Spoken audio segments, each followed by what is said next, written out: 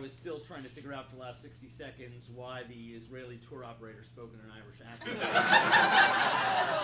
It's probably some thinly veiled anti-Semitic thing.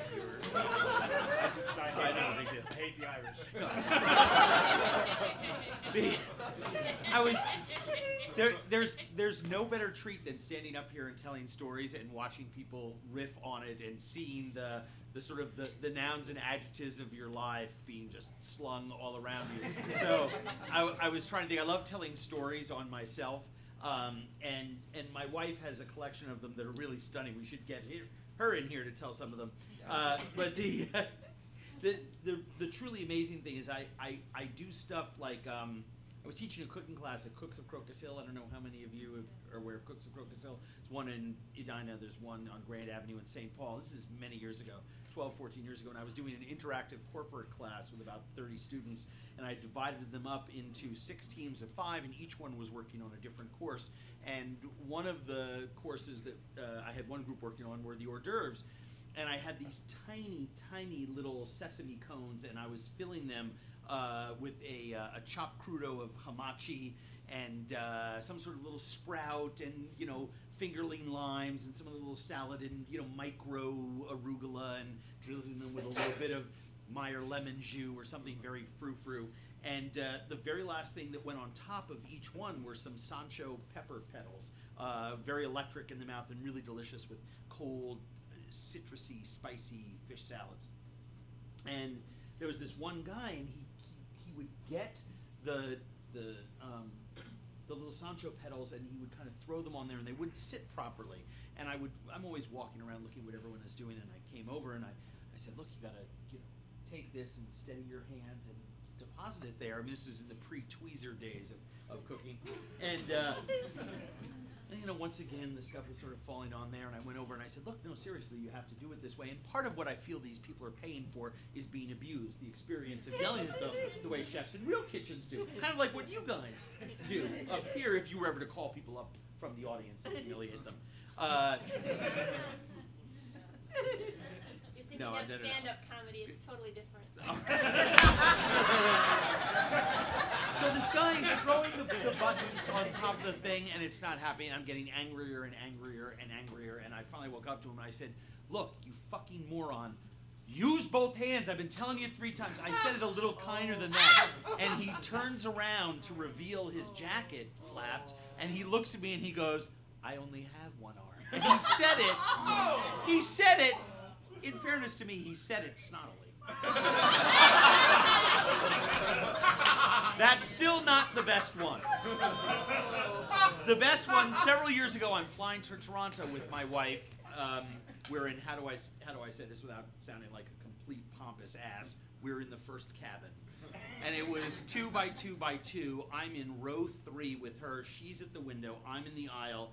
And there's a guy in the aisle seat, row 1, across from me, and he's sitting there reading his magazine before takeoff, and a very attractively dressed matron walks in, gray hair, kind of comes in with her purse. She has a bag she can't lift up, and I nudge my wife, and I'm like, look at this jerk, he's not even getting up to help her, And the stewardess comes along and throws it up there, and this lady sort of climbs past him, and I look at my wife, and I'm like, what a fucking rube, he's not even getting up to let her pass. And then at one point during the flight, short flight, only about an hour and a half, she went to the bathroom and had to climb over him. And so I'm getting pissed off, and so I'm saying stuff loudly, because that's what I like to do, is say stuff loudly so that he hears me, which is, really macho. And now I've got the whole cabin incited, and I'm like, look at this guy that won't get up. And we land, and we come to the gate, and this is, please let people off who have a connection to make, blah, blah, blah, blah, blah. And this lady gets up, and she has to climb around this guy, and finally I say, so that he can definitely hear it, it's nice if you get up to let the ladies pass. And just as he leans back at me to smile, they come on with his wheelchair. Someone lifts him out, puts him in his chair, and he looks back at me and he goes, have a nice time in Toronto, asshole.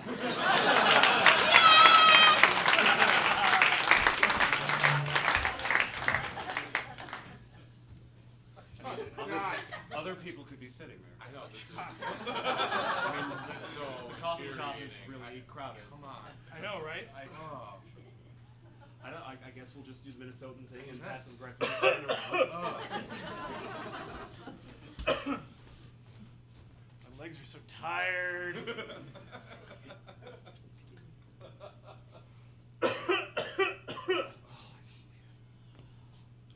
I just need an outline. Oh, I'm sorry. It's so hard when they're in chairs. Where do I do it on the back of the chair? Do I go all the way down to the floor? No, it's rude. And there's right? no one here to ask, because who do they send first? Outline Steve. Outline Steve. Yeah. We need to send you out on another mission. It's a chair one. I know you don't like those very much. No, it's my job. Oh, hey, why can't you just send photographer Carl? Look, photographer Carl, I like what you do, but you know, the higher-ups, they told me Outline Steve, so that's what I gotta do, okay? Yeah, but his chalk bills are through the roof. A pizza Jim is here! A pizza Jim? That doesn't even make sense. Delicious. Oh. I want you guys to go with Pizza Jim. If they get dizzy, make sure they're eating. Will do. Nervous boss is out. See you later. Do you think his parents named him Boss? Probably. Anyway, time. We have a triple homicide down at the Night Owl Diner downtown. Thanks a lot. No problem, just announcer Barry over here. Doing what I fucking do best. Thank you, Pete. All right, everyone, and welcome. You may not have noticed, but you're each standing before a microscopic turkey. And this is what we will be cooking today. That's exciting. Yes. You in the middle. What's your name? Jim! Jim, you stepped on your turkey a minute ago. I know! You can leave class. Thank you. Goodbye, Jim. Goodbye. Goodbye, Jim. Jim. I have a Jim. passion in my heart that I need to get out. Is that passion leaving through doors? Well, that's the only passion you're going to experience today. Jim, these people paid. I paid $2. You paid to be a moron, Jim. This is part of the experience. Give me a chance! I did. I gave you a complete turkey. Do you know how expensive microscopic turkeys are?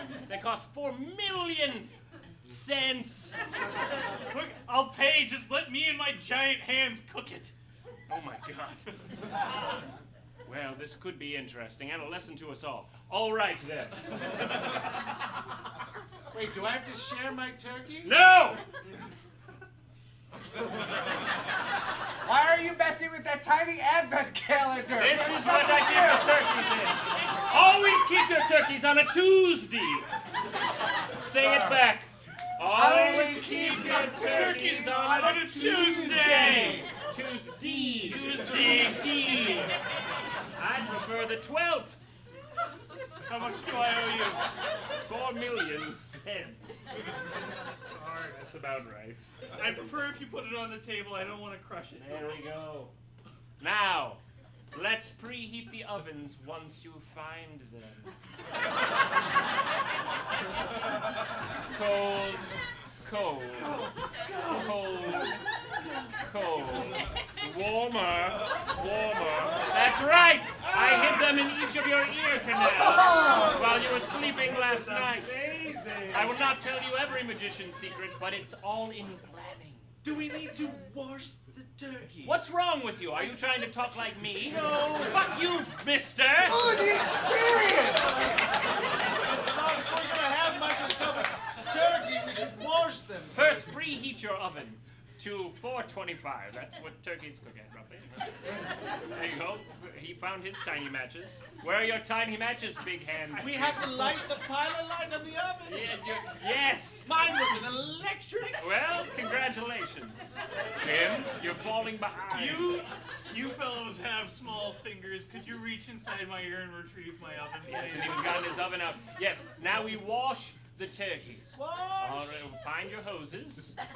Cold, cold. It's not in your ear. I just had an extra oven. Oh, sorry, I must have dropped one in there. The hoses are not on your person this time. Or aren't they? All right. stop feeling. That's right, they may be on another singular person. Are all the hoses on one person? No, they're not. No. What is this? No. What? I thought I had hoses. That's for later. Don't touch that. You're wrecking dessert. All right, he found the chest to dessert. Find your hoses, assholes. Is it in my hair? It's not on your person, Jim. Oh, it's in the hose box. There you go. Someone use common sense. Oh, gosh, and begorra Moses. It seems like we've been out here in the desert for 40 days and 40 nights. Well, sure as an Englishman's got an evil heart, I know that we'll find our way to the land of milk and Guinness. Oh, this bread. It's so unleavened. Ironic, is it not?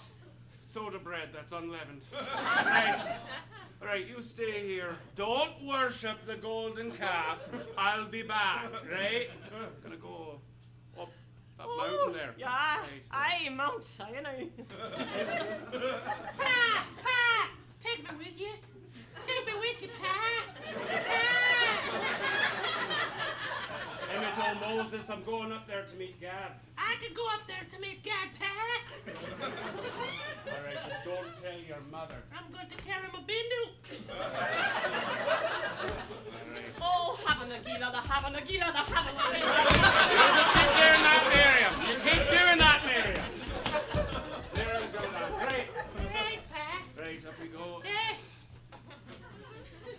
You know, it has been 40 years. And if I remember right, geography, it really shouldn't have taken more than about 3 weeks. Do you think they're starting to lose faith in me? They love that golden calf. So. Don't think so, Pa. Oi, right. Right,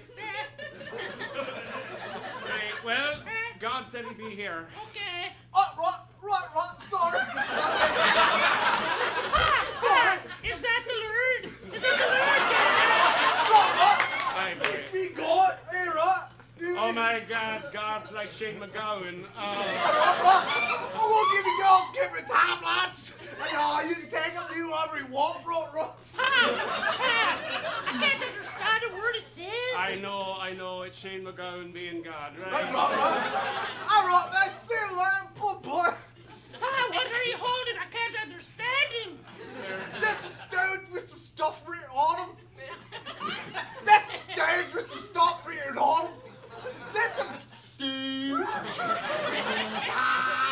Written on Thank you, Lord, thank you. Right, tippity-doo. Oh, he tipped his hat to us, Pa. We're gonna say he was better than he was, right? Is there...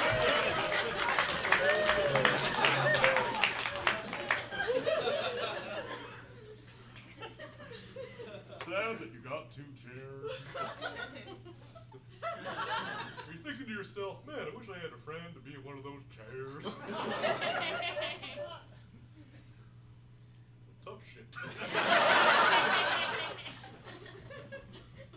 Gotta help me out a little bit.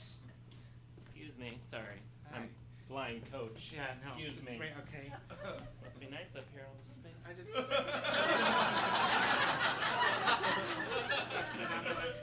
Hi, are you in first class with me? No, or- I am a stewardess. This is how we dress. Oh! We're just about to take off, so Okay. if you just want to take Is there, a seat. is there only 2 seats here? And There are. there's nobody else in.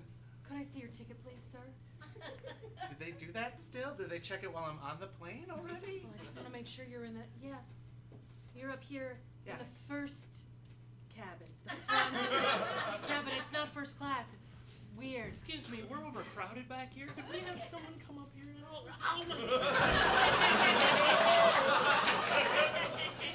The fact is, I do sit up here with you. What? Just you and me? I'm your personal flight attendant. That doesn't make any sense.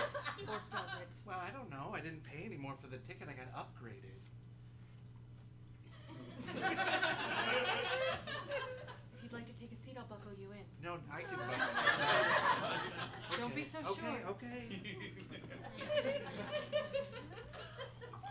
What is that? That's how we buckle you in. You just pushed a magnet against my chest.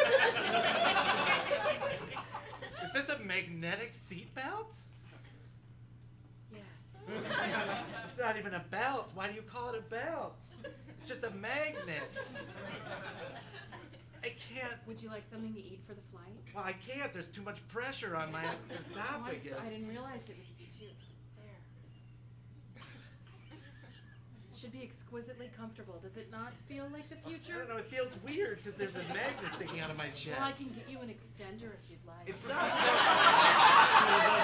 It's not that I'm heavyset and need. I mean, I am, but I just don't. I don't need extra magnets. I don't. I mean, I don't. What are you doing now? I'm just gonna tuck you in. Okay. In a scarf? You just Yep. put a scarf on? Just my own personal scarf. Okay. We're taking off in 2 minutes. Stewardesses, please take a seat.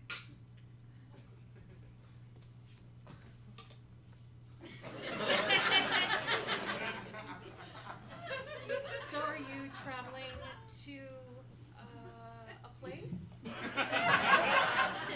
Yeah. Me too.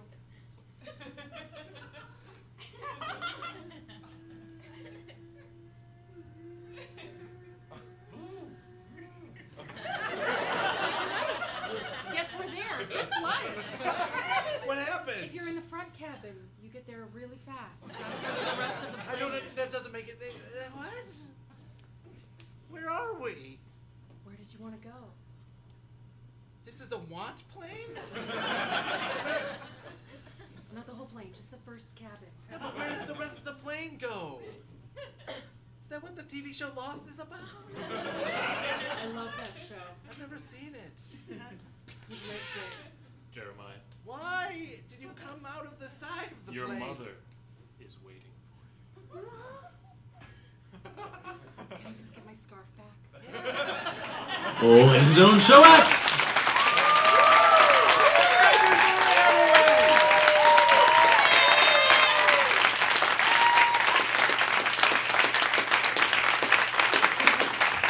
Thank you so much for coming out.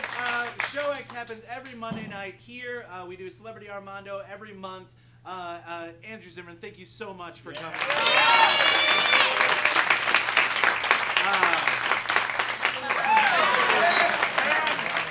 And thank you all so much for coming out to see live theater. Huge is a nonprofit, so when you put your butts in these seats, you're keeping it going, and we can't thank you enough for that. So,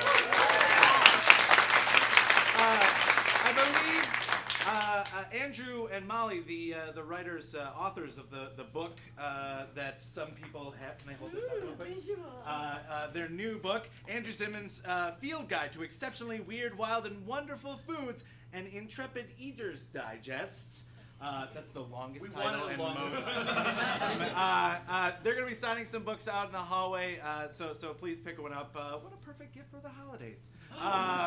Thank you so much for coming.